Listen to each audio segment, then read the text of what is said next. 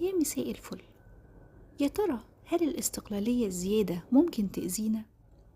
الإجابة هي طبعا أيوة، ممكن تأذينا نفسيا واجتماعيا، علشان هي في أغلب الأوقات بتكون طريقة دفاعية الشخص بيعملها، بتكون ناتجة عن صدمات قبل كده، أو خوف من الاعتماد على الآخرين، أو خذلان اتعرضنا له.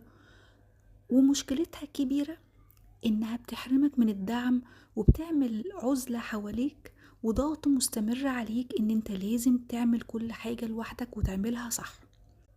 خلينا نتكلم بالتفصيل عن أضرارها من عدة جوانب كده مختلفة. أول حاجة، محاولة إنجازك لكل حاجة لوحدك من غير ما تطلب مساعدة من حد. ده بيؤدي لاستنزاف نفسك واستنزاف طاقتك بشكل كبير جدا، اللي هو بيتسمى الاحتراق النفسي أو الاحتراق الجسدي، ودي مشكلة كبيرة جدا جدا. اتنين، بيكون في ضعف في العلاقات الاجتماعية.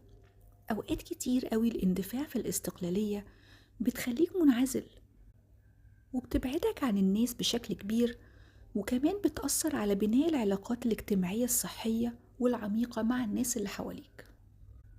تلاتة، هتلاقي نفسك مع الوقت بترفض المساعدة حتى في أشد الأوقات اللي انت محتاجها، وده كمان بيزود حجم معاناتك وبيزود حجم الضغوطات اللي عليك. أربعة، الإحساس بالوحدة. اعتقادك ان انت مش محتاج لحد حواليك بيخليك تقعد تنعزل داخليا حتى لو انت محاط بناس كتير، فتبتدي تحس بالوحدة الشديدة. علشان كده يا جماعة مهم جدا نكون متوازنين في الاستقلالية، ولا نكون اعتماديين على الآخرين، ولا مستقلين بنفسنا بزيادة، عشان نحافظ على نفسيتنا ونعيش حياة سوية صحية متوازنة.